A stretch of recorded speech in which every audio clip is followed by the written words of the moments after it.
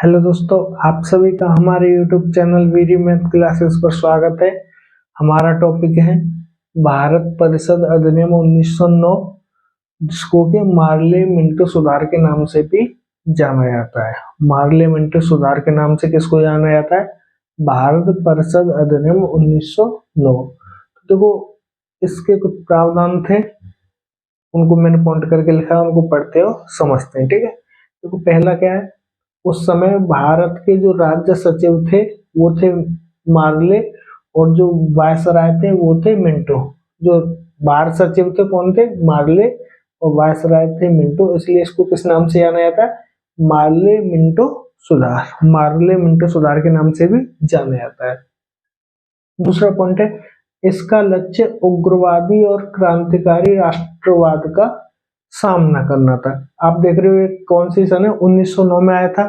तो उस समय तक आपने देखा होगा 1905 में बंगाल विभाजन हो गया था।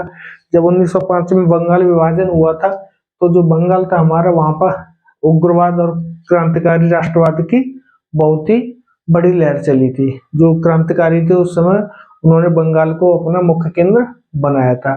तो इसका जो केंद्र था, जो इसका उद्देश्य था, उग्रवादी और क्रांतिकारी राष्ट्रवाद का सामना करना था।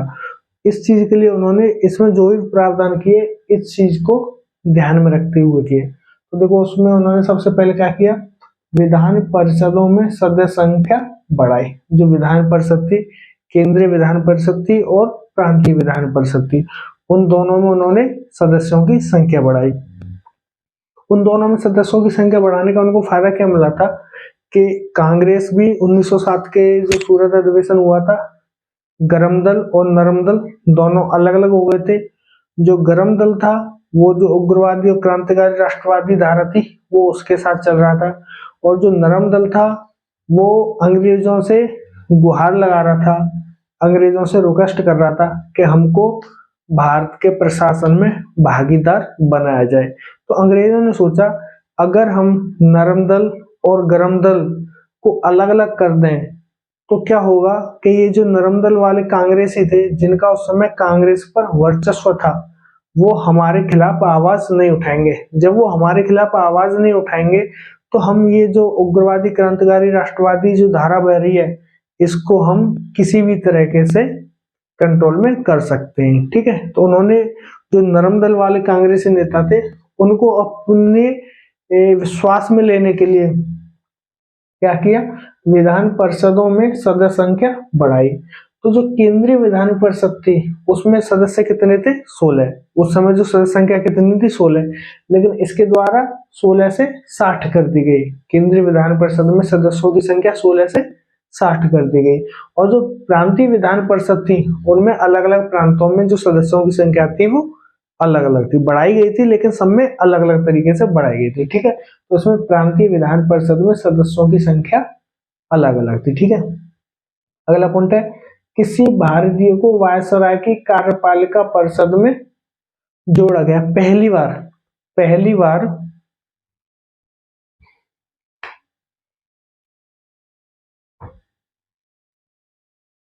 पहली बार ठीक है, लिख देता हूं यहां पर। पहली बार किसी भारतीय को वायसराय की कार्यपालिका परिषद में जोड़ा गया। वो कौन था? सत्येंद्र प्रसाद सिन्हा। जो सत्येंद्र प्रसाद सिन्हा थे उनको पहली बार किसी वायसराय की कार्यपालिका में जोड़ा गया था।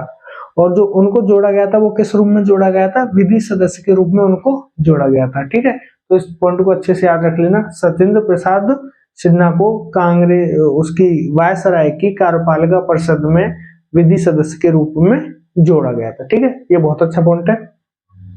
पॉइंट नंबर 5 में हमने लिखा है, प्रादेशिक चुनाव हेतु सांप्रदायिक प्रतिनिधित्व प्रणाली अपनाई गई। इसमें प्रादेशिक चुनाव हेतु सांप्रदायिक प्रतिनिधित्व प्रणाली अपनाई गई। इसमें क्या किया गया था? जो मुस्लिमों के लिए सांप्रदायिक प्रतिनिधित्व का प्रावधान किया गया। मुस्लिमों के लिए सांप्रदायिक प्रतिनिधित्व का प्रावधान किया गया। उसमें उन्होंने क्या किया था? उन्होंने किया था कि मुस्लिम सदस्यों का चुनाव मुस्लिम मतदाता ही कर सकेंगे। जो मुस्लिम सदस्य होंगे उनके लिए जो मत डालेंगे वो केवल मुस्लिम लोग ही डाल सकेंगे। ठीक है, इसमें लिखा मुस्लिम सदस्यों का चुनाव मुस्लिम मतदाता ही कर सकेंगे। इसलिए क्या बोला गया, लॉर्ड मिंटो को सांप्रदायिक निर्वाचन का जनक माना गया। मैंने क्या लिख दिया, जनक।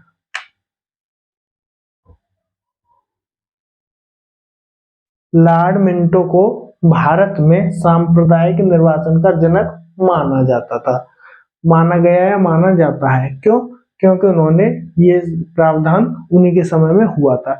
अब देखो आप इस चीज को देख रहे होंगे, उन्होंने जो भी किया था केवल उग्रवादी और क्रांतिकारी राष्ट्रवाद का सामना करने के लिए। क्यों किया था? देखो यहाँ पर उन्होंने क्या किया था, उस समय तक मुस्लिम लीग की स्थापना हो गई थी, तो जो मुस्लिम लोग थे, जो मुस्लिम उस समय मुस्लिमों को रिप्रेजेंट करने वाले थे, वो अंग्रेजों के पास जा रहे थे। वो बोल रहे थे कि हम हमेशा अंग्रेजी शासन के प्रशासन के वफादार रहे हैं और आगे भी हम आपके वफादार रहेंगे और हमें हमारी वफादारी का इनाम तो मिलना चाहिए।